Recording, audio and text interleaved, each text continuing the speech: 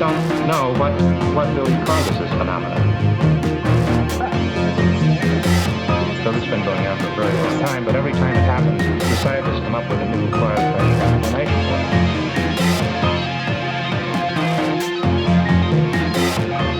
We just don't know what really causes this phenomenon.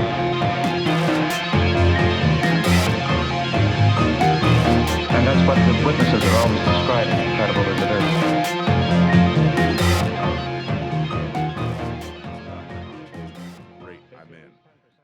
Welcome to Don't Turn Around, a podcast about the extraordinary and the unexplained and the profound impact these events can have on our lives. This is a place for sharing amazing stories about our human experience and how it relates to the paranormal. If you have a story with the unexplained that you would like to share, please don't hesitate to shoot me an email at dtapodcastinfo@gmail.com. Today's show, our guest is an adventurous spirit, a lifelong creative, and eternal student. Being a self-taught and partially secret, which we'll get to that, tarot reader of over 20 years, the cards, while her main love, are just one of many tools supporting her path of personal growth and transformation. She is trained in second-degree Usui Reiki and is a sound healing practitioner and yin yoga teacher. Currently, she's completing certification as a flower essence practitioner and has reinitiated studies into mediumship. She keeps busy, whether traveling, painting, frolicking in nature, which I love, and deepening her metaphysical studies. Vanessa, welcome to Don't Turn Around. I'm so happy to be here, Phil. Thank you so much for having me. Yeah, my pleasure. So I've been following you on social media for some time, and your posts just exude this certain energy, and I felt very drawn to the idea of having a conversation about what you do, but also just your experience being someone that is sensitive to that which is beyond our realm of normal seeing and our built-in biological senses, but something that is more of energy and vibration. And I had taken quite a hiatus from Don't Turn Around between seasons with a lot of life happening. And I had been pushing back recording and scheduling. And then when I scheduled you, it was that waterfall moment for me. And it just felt like it was meant to happen this way, with this kicking off my discussions and renewing the show. So I want to say thank you to you for the inspiration to just really hunker down and get back to it. That's amazing. I am so grateful that you have such interest in this world, in this realm, and to have me kind of kick off this next chapter for you. I'm so happy to be here. Yeah, and it just made sense to me. So let's go back to the beginning, or as close to the beginning as we can get with you. So early life, before you really knew much about this world beyond, but very close to our own world, when did you begin to get this inkling that there was something more? Yes, thank you. This is such an important question, and it's one that really colors my experience. So I'm going to take you on a little journey with me, if you don't mind. I love a good journey. So I'd like to think about my childhood era as like the period of childlike wonder. And so, as a kid, I always knew there was this invisible force that existed. Though I didn't have the vocabulary for it because I was a kid and Right. I didn't have all the knowledge that I do now, or that, that is still out there. But I always felt there was this higher power, this alternate force that kind of stirred things up or helped move things along, or kind of even, could create blocks for us. I was always drawn to the unseen, the mystical, the paranormal, the unexplained, whether that was like UFO stories, creepy ghost tales around the campfire, even to very interested also in like religious mystical experiences. So Yeah. like the statues of Mary that would cry blood, or Yeah. like the Hmm. apparitions. When I was a Hmm. kid, I was like, this is so incredible that this invisible force is trying to communicate with us. Yeah. What are they trying to say? Like where, like what is it? So I was just like a moth to a flame Yeah. immediately. um I was also very open to and sensitive to nature. So Hmm. growing up with my grandparents who were avid gardeners and just really love being in nature and going for walks with them, I almost felt like nature was hyper alive. And I Yes. can kind of relate that to a psychedelic experience. Hmm. Yeah. No, that makes sense. With Hmm. the 3D aspects where things Hmm. really pop out at you very vividly. And so I'd just be a kid going for walks in the ravine with my grandmother, and I could feel like the trees were just, they were just animated. They were Hmm. just alive, speaking to me, or just I could. It was just a very intense and heightened sensorial experience that I Yeah. thought was awesome. Yeah. Um, I was also fascinated by my aunt's feng shui and astrology books. So after Yeah. school, I'd Yeah. go there and like, I'd be in grade 4 or 5 and just like reading through these books. And I was just fascinated by the fact that objects and furniture placements had an impact on the energy flow in your house. So you could certainly like create more auspicious energy and positive flows of energy, or you could block it by having furniture in the wrong place. And that to me was like mind blowing. Yeah. And I thought that was so cool. And I think that's what kind of like subconsciously led me to become an interior decorator later on in life. Yes. Yeah. But that was like the first experience of like, whoa, like color has power. A mirror reflects energy. Chimes and glass prisms can radiate energy in a room. And I just thought that was Yeah. amazing. Um, and having said that, I was very disappointed actually that, this wasn't talked about at school. This wasn't, these are the things I wanted to learn about Yeah. and immerse myself in. And I would bring these ideas and concepts to my friends and schoolmates, and they were like, what the fuck are you talking about? Like, what? Like, I just want to go play in the playground, and you're trying to Right. suck me into the Yeah. world of like ghosts and like energy. And so, I was very like disheartened that I couldn't have these conversations with people. But that's what kind of, broke open the floodgates for me to step into the path of a seeker. And so, moving into like my high school years, I call that like my secret study era. Okay. Hmm. And that's where I would like take out library books on witchcraft and magic and astrology. And I would learn the tarot in secret. And because I bought my own deck when I was like 14 or 15, and I would just learn in my bedroom, and like hide it from my mom, even though she would like, my family was like open to this stuff. I still had Yeah. this like sense of, I need, this is not like totally accepted. It might be a little too fringe. Maybe I'm too young for this. I don't know. So I just had this sense of like, I got to keep it secret. And so I would learn about it in the privacy of my room.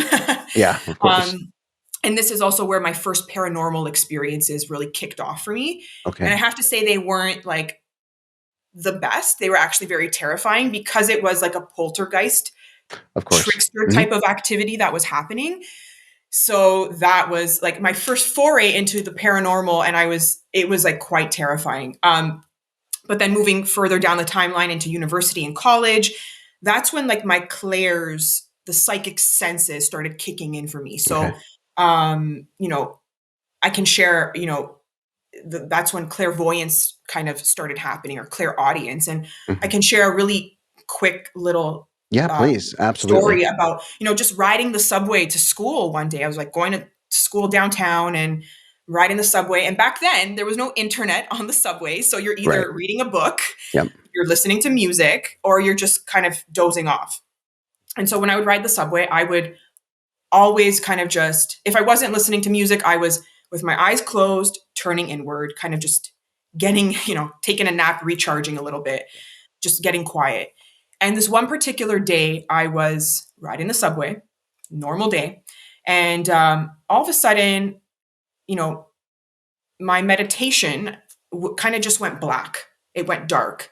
And I was shown what I thought was like an alternate reality or some sort of, I was getting insight into the way our world works on an energetic level. Mm-hmm. It was either like a microscopic view or an like energetic view. It was very drastic from what I was seeing with open eyes. So with Right. closed eyes, it was just black.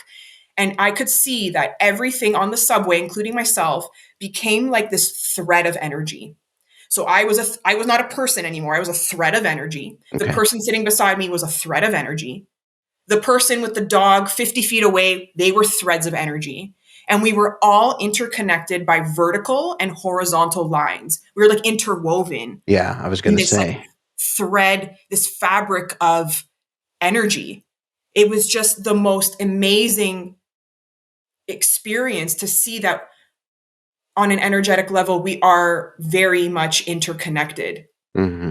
And, I was just like, wow, okay, I don't know what this means exactly, but I know this is potent. I know I have to hold on to this, Yeah. because it will inform me later on in life. Yeah. And then with a blink of an eye, I was back in reality, Yeah. just Yeah. riding the subway like everyone else. And so I have to ask, so you're back in our standard daily reality. Yeah. Mentally, how do you transition from something like that? So you're still on your way to school, you're still in, public with Yeah. people on the subway, and you have to continue forward with your daily routine that is very much rooted in just our more mundane existence. How do you transition from that moment and not just get off the train and go for a walk in the woods and just contemplate what happened to you? That's a really good point. So luckily, I still had some time before my subway stop. Yeah. So I had to kind of acclimatize myself back to the physical 3D mundane world. And it's almost like I had to pinch myself to say, okay, and get grounded. Like you're in the subway, you're sitting down in a chair, like you're in the physical body. Hmm. This is a really incredible vision you just had, but we can't get so lost that like we miss our subway stop and like forget, just kind of get lost in the mind. Like I really had Right. to, and I still kind of struggle with this today. Because it's very easy for me to get lost in the mind and really explore these different realms. And because I like being there, I can Hmm. go there very easily and naturally. So, when you're in the mundane world, it's very important, don't operate heavy machinery. Like you have to really be like, you have to get grounded. So as Yeah. much as I didn't want to leave that vision, I knew I had an agenda that day. I had to go to school. I had to do my thing. I had to just really be in my body again and just breathe through it and, really observe people around me and kind of just reintegrate back into reality. Although I didn't want to, Yeah. I didn't, I really wanted to stay. I had shit to do. Well, yeah, and I think, and that brings up a great point. We exist with this.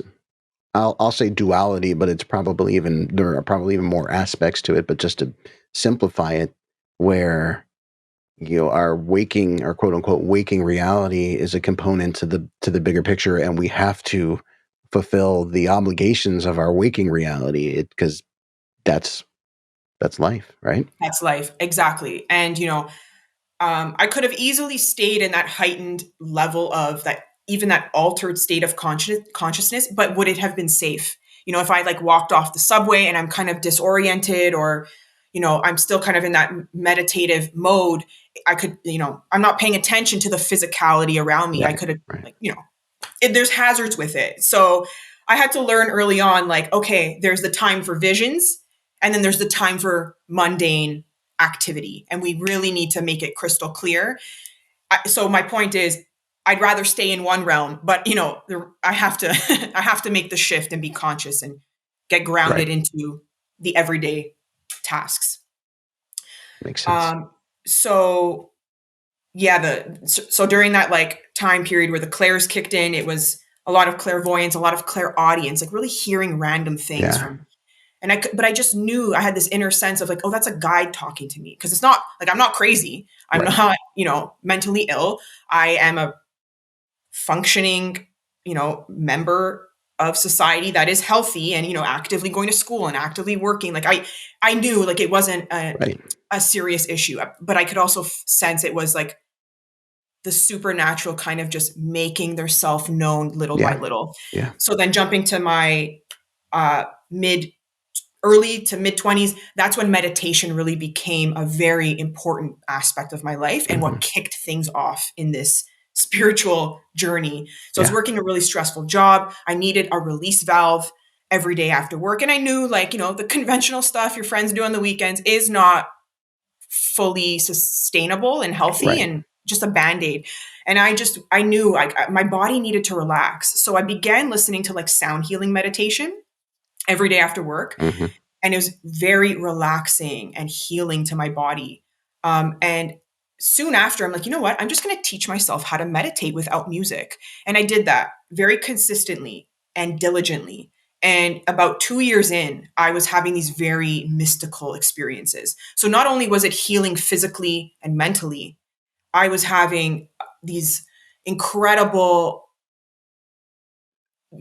experiences in this other realm of reality where not like I was also like thinking about things that happened in my life and through contemplation, and Of these course. pieces of clarity and insight would just pop up and these light bulb moments would happen.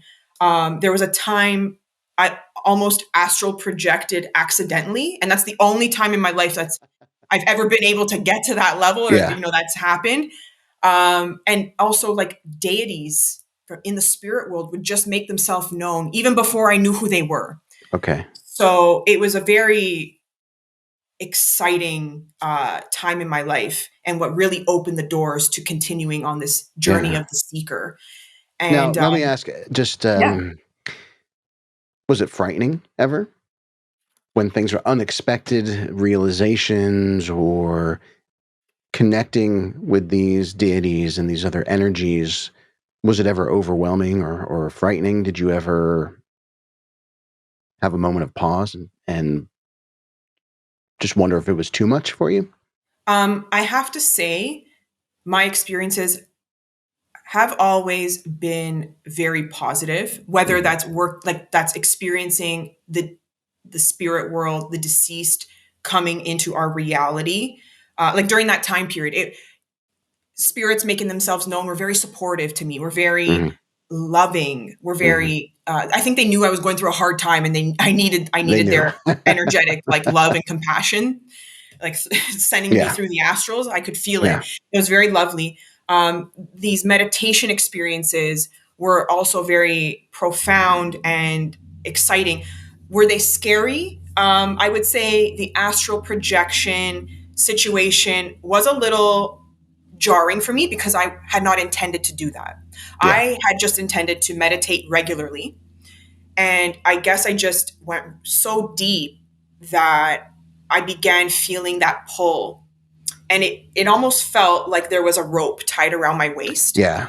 and it was yanking me. It was like I was just ascending upwards and upwards. And it Yeah. felt like I was on a roller coaster. You know, when you're going up, Yep. you're reaching the top, the peak. Yep. I could Yeah. feel this energy building, and I was kind of like, whoa, like what's going on here? Because I'm not Yeah. doing this. Yeah. I'm just observing. And I said, Yeah. and I was like, okay, I'm going to let this be. I'm going to let this go and see where it takes me. But in that moment, the momentum was so strong, and I could feel as if something was going to launch me out of my body. That's when I kind of freaked out because I wasn't in control. I wasn't navigating this. I was just, letting it happen.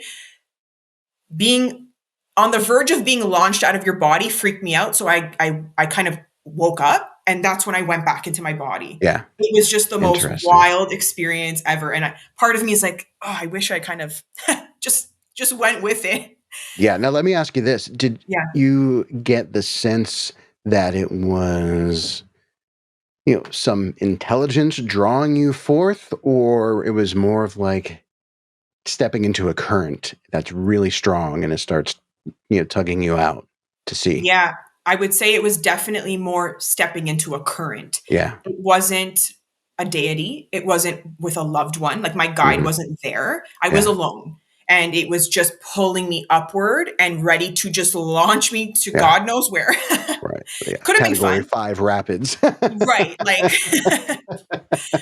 so it was intense. And the second I opened my eyes, I just dropped back in my body and was like, whoa, that was Yeah. Yeah. wild. I wish I could achieve that again. I have never been able to get there. So I'm grateful I had that peek into what could potentially Yeah. happen. But And were you doing anything differently in that particular session, or anything you could speculate that led to that moment, or was is it just completely unknown as far as what made it work then? completely unknown because I had not done anything differently. Yeah. All I can speculate is that I went into like a really deep state of meditation, and was there maybe a little longer than usual. Yeah. Yeah. But yeah, it was a very interesting experience, and I do plan to learn more about astral projection and like getting there again. But for now, I don't have answers. All I know is that I was alone, so it was a little frightening. Yeah. Yeah. But hey, questions, I mean, that's what this journey is all about.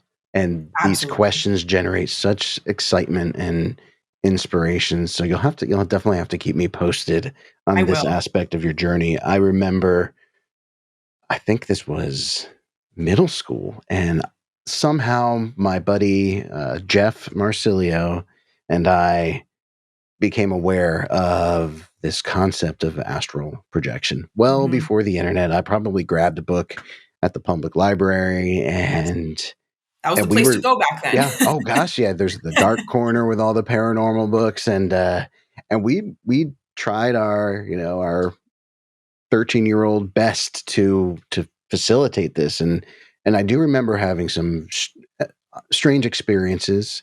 I would often fall asleep, and it would lead to these very vivid dreams. Some of them that I still remember, Mhm. and then I hadn't revisited the concept until adulthood, which has been more of just idle contemplation. Yeah. Uh, I do have a question regarding astral projection. There's a common fear associated with astral projection that you may somehow become untethered from your physical self, or that something else may take advantage of your soul being separated from your body and take advantage of that situation. In any research that you've done, is there a grounded basis for those concerns? I have heard those same concerns pop up, which kind of deters people from wanting to try it out in the first place. Um, just in my personal experience, I just remember feeling alone. Like I wasn't with anyone in my Yeah. spirit team. And I do feel you can be very vulnerable, especially when you are asleep or when you are in a deep meditation, if you do not have your protections in place, which I didn't back then. I was Hmm. just like, I'm just going to rock it Going and for it. roll with it. Let's do this. And so I could definitely see, unsavory beings being drawn to you, especially in that moment when you are not in full control, because I Yeah. was not in full control at Yeah. that point. Yeah. So it is frightening, Yeah. and it definitely should be researched thoroughly before getting into that. As everything we talk Yeah. about, right? Yeah. Well, and I think it draws a pretty nice parallel to going out and doing investigations, and maybe going to sites that have a particular negative energy, and you hear about attachments all the time of someone taking a stowaway home with them that they Yeah. hadn't intended on. Uh, but it is, I feel, one of our ultimate like protective tools is setting that intention, right? Setting the intention of, I am protected, and when I leave this space, everything in this space must remain in this space. Absolutely. And that's where the element of faith comes in as well. I think intention and faith kind of go hand in hand, because Yes. it's believing in this intention that you're setting, and believing in, you are the master of your own energy, right? And I think that makes us safer in these scenarios than we realize. And I think if we have that certain level of self-awareness where we can trust in our intention, then I think it does eliminate all risk. Probably not. We've had some investigations where there have been some negative moments, that we've Mhm. experienced physically. We've had some energies tag along with us. Nothing ever negative has ever come back with us.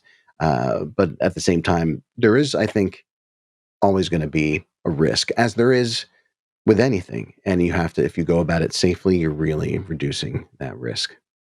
Absolutely. And I would just like to add as well, it's one thing to go in with a strong intention and strong boundaries, but also in the world of the unseen, in energy work, meditation, mediumship, investigations, even, I think it's actually very helpful to cultivate relationships with your spirit team beforehand. Yeah. So, in the event your protections do not work for some reason, you have that safety net of a guide, your ancestors, just protective spirits that can back you and support you when you can't do it alone. Yeah. Yeah. Here's a question for you, Yeah, because I can hear some of my listeners asking this question to themselves. What if I don't have a spirit team, or does everyone have a spirit team? So let me pose that to you.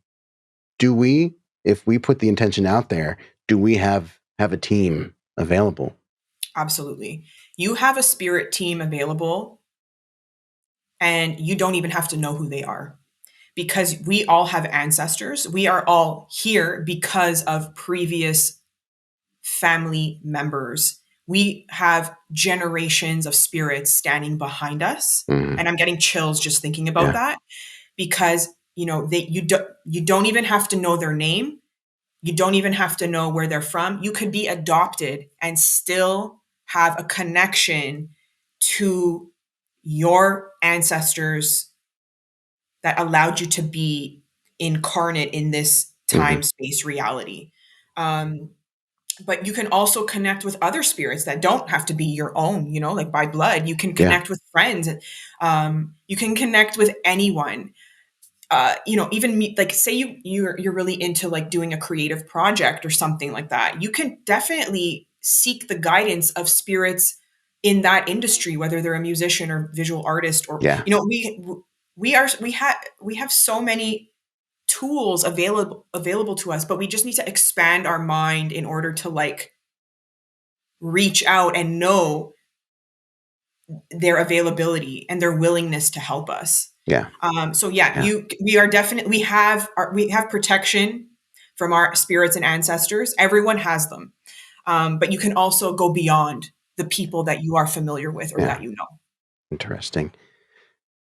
A question just popped into my head as you were talking about our spirit teams, and that it could be people that maybe not even necessarily ancestors are part of the full squad, but it could be people that we've been very close to in life. Mhm. Have you ever had an experience where your spiritual team has directly interacted with this reality? So more than just messages kind of coming through the ether, but maybe a touch, or, something moves in your space, or anything where they are exerting influence on the physical reality.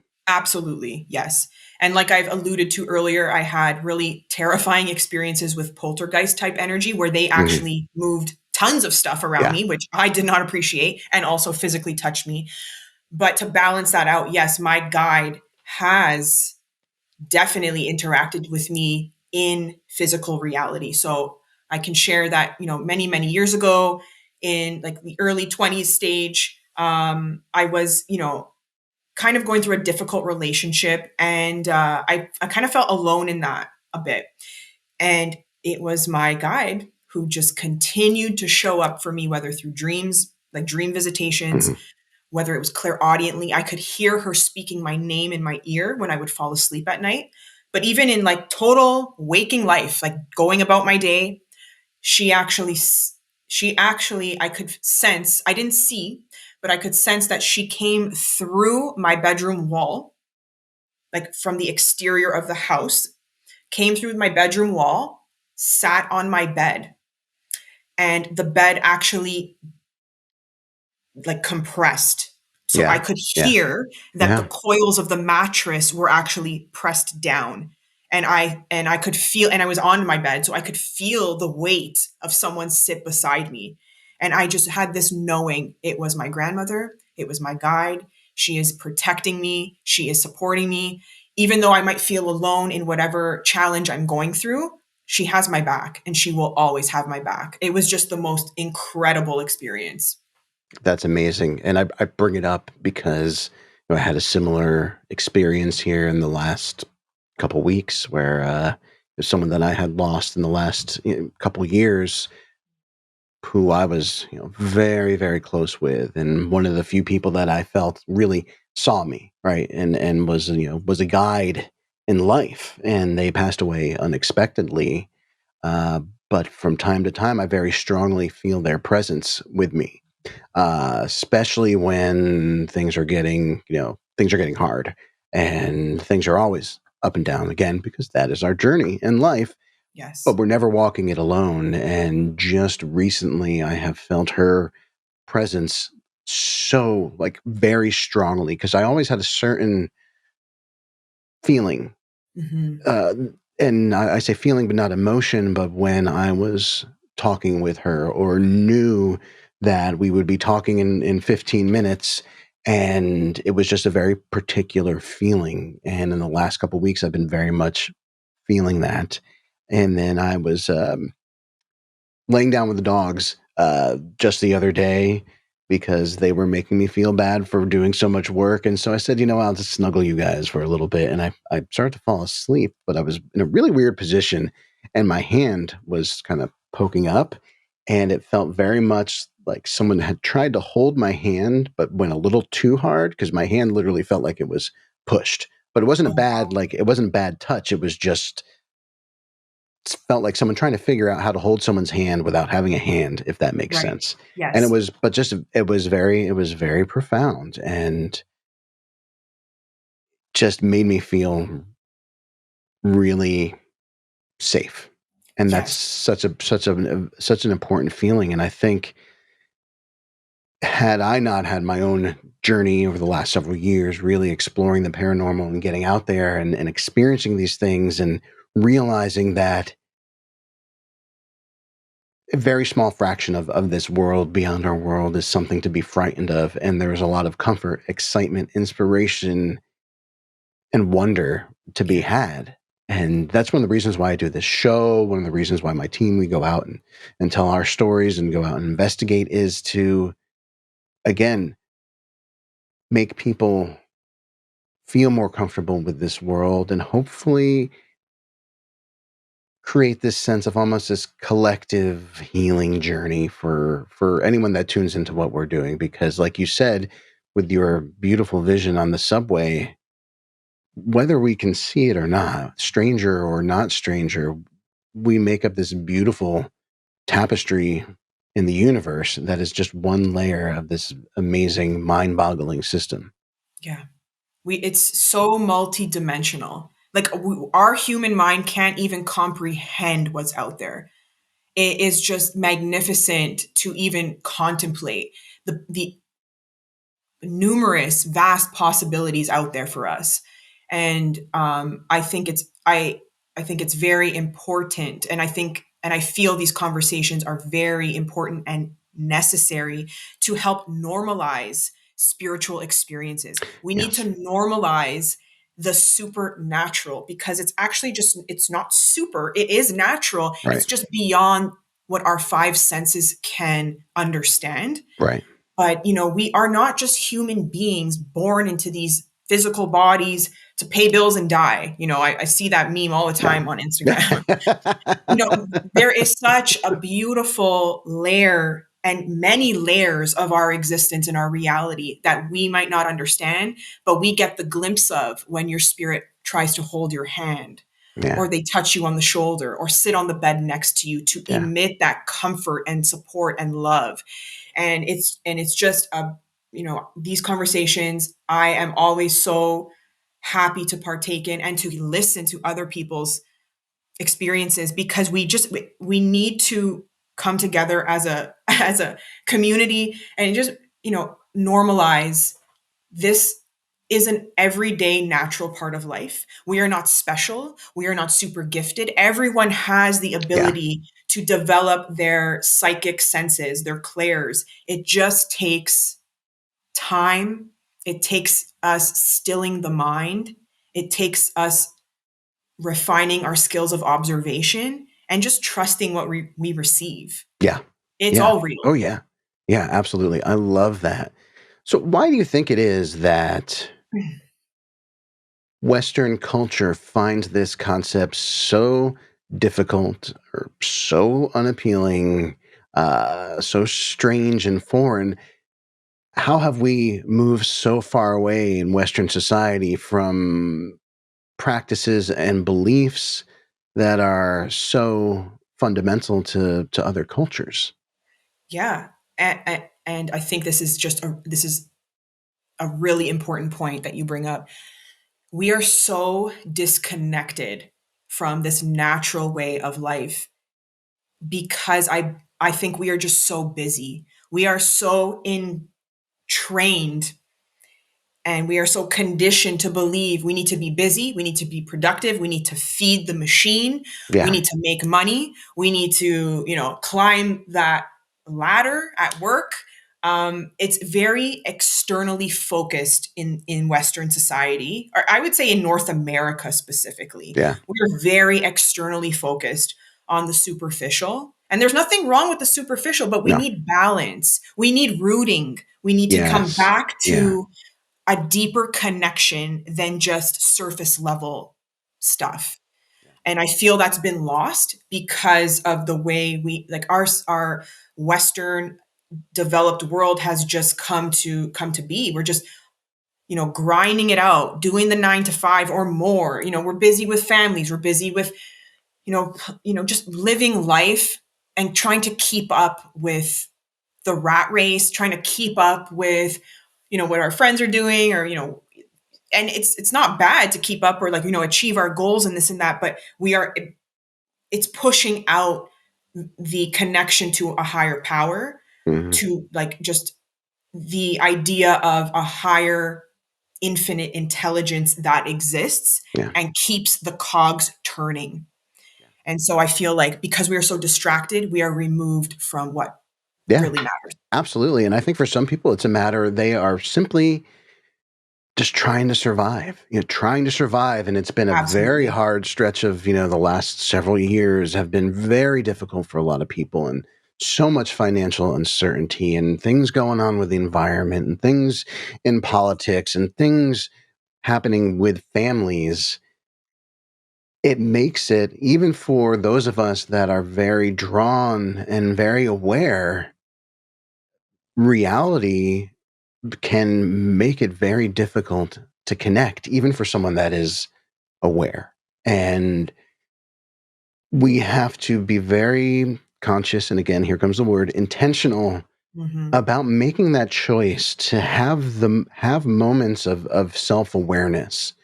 Because I've always found those moments of self-awareness give me enough of a pause in life and just running and going and surviving to be able to start to tap back in. And to anyone listening to this, it's, even if you haven't had that moment of self-awareness in 6 months or 2 years, you look at it in the grander scheme of things. You haven't given up. You haven't quit. You've just hit that pause button, and you can hit that button again and hit play and reconnect and take those steps. And it's a journey, and it's going to be dynamic. It's not a straight line. It's undulates, right? And it shifts. Absolutely. It's dynamic, and your needs are going to be different at every step of the way. But just because you haven't checked in with yourself or haven't connected in a way that you find meaningful doesn't mean that you've given up. You're just on a break. Yeah. At least And it that's what doesn't I've. mean, sorry, go ahead. Oh, I said, and that's what I found to be true for myself with this, with the concept of being connected, but then with things like exercise too. You take off 2 months from, you have been lazy and just not feeling it, and you can always come back to it. It doesn't mean that you have quit and you have given up. You're just taking a break. And that's necessary, and you bring up a good point Yeah, about yeah, survival, because it's very hard to clear your mind and sit still for an hour and try to connect with your guides or the spirit world when you are stressed out about paying your bills, about where your next paycheck is coming from, or feeding, your family, or, health issues, or hmm taking care of aging elderly parents. Like, it's just, yeah, there's so much going on. And it is absolutely true. Like, when you are struggling, it is hard. And it is actually, I feel, a bit of a privilege to be able to check out for a period of time and recharge your batteries in that way. yeah, um but like you said, even though you press pause, it's not an ending. You yeah. can You're not hitting always stop. go back. You're not And hitting eject.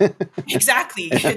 we're not aborting mission. Right. We're just Yes. pausing. Yeah. And you can always come back to your spiritual connection or your spiritual practice at a time you feel more um ready to take it on. And just because you press pause doesn't mean your spirits and your guides watching over you press pause. They're always trying to Yeah. support you. All you have to do is ask. That's it. And yeah, I worked with a therapist this many years back, and she believed very strongly in the concept of angels.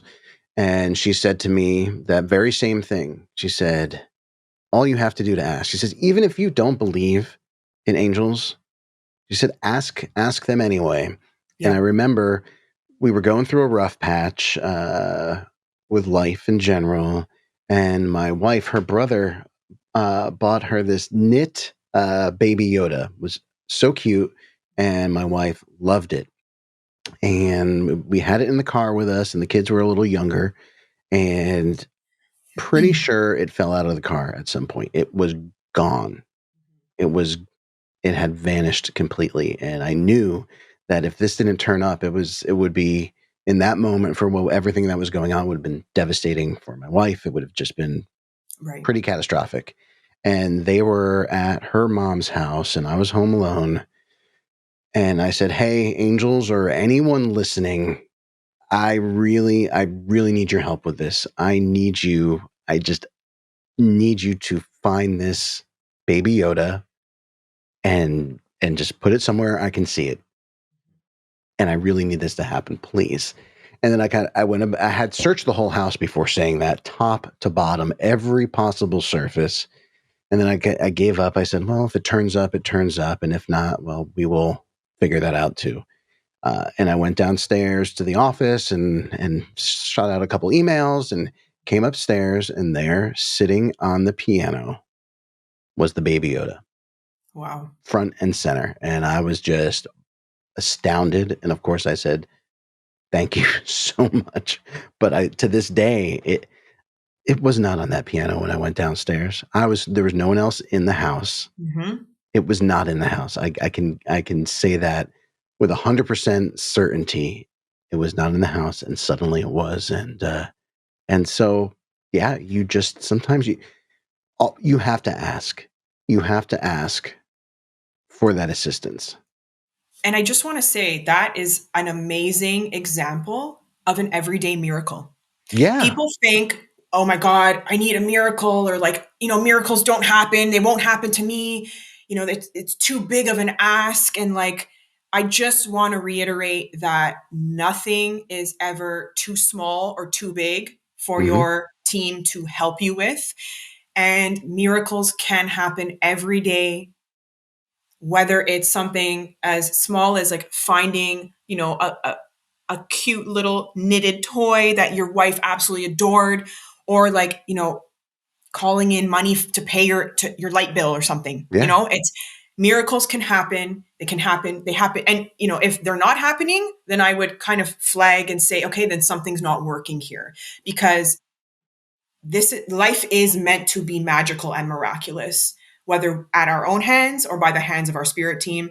And so I love that example of how you asked and you were heard and you were Yeah. provided for.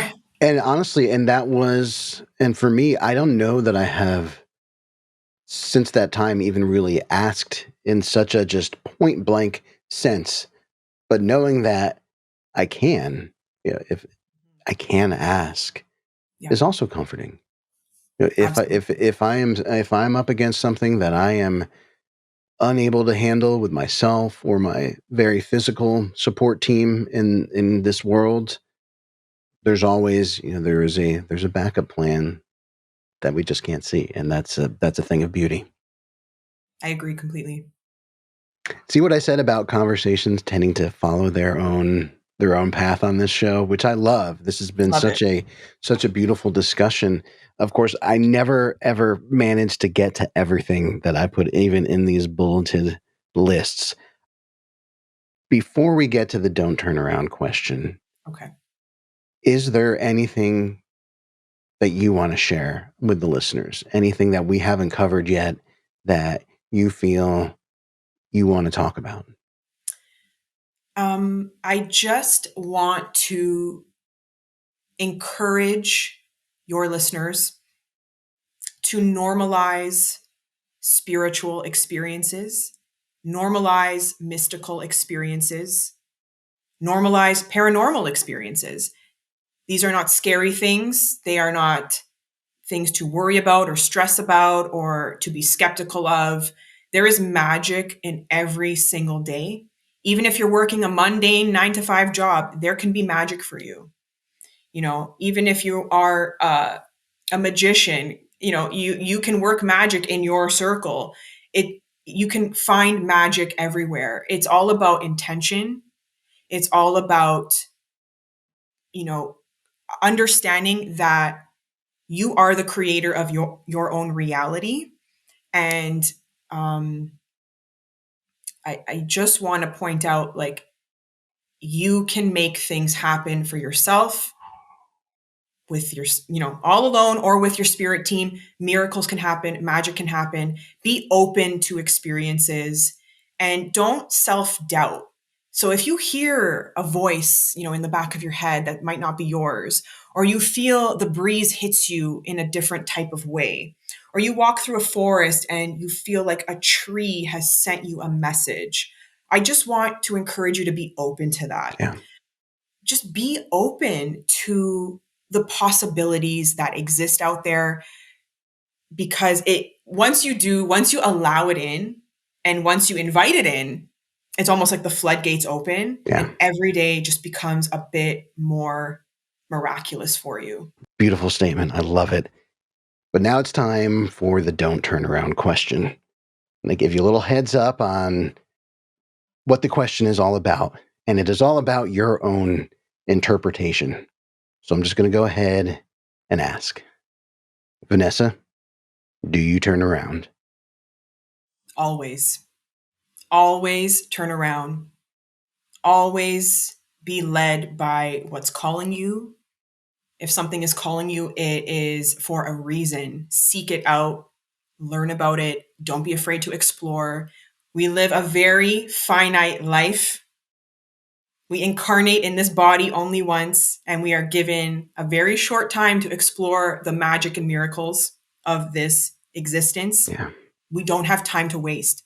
Explore, delve, dive in, be the seeker you want to be, and always just jump in with your whole heart.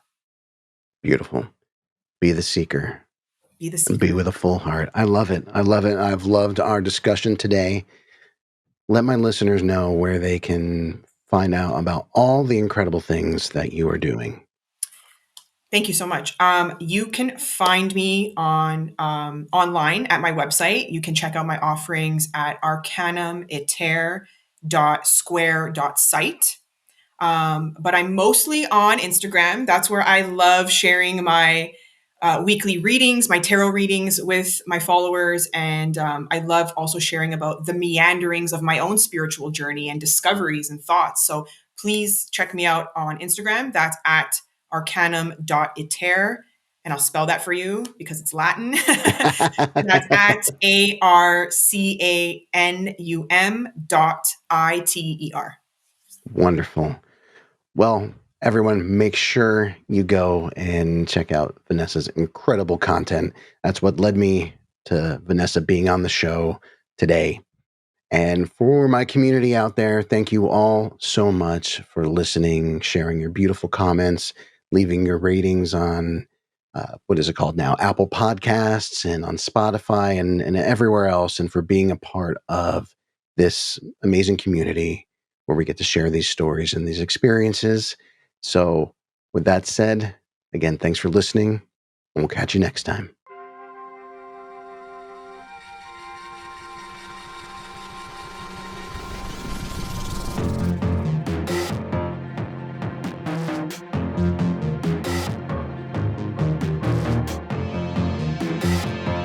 We just don't know what really causes this phenomenon.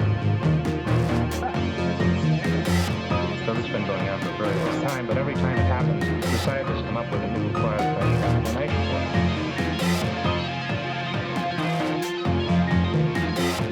it. We just don't know what really causes this phenomenon.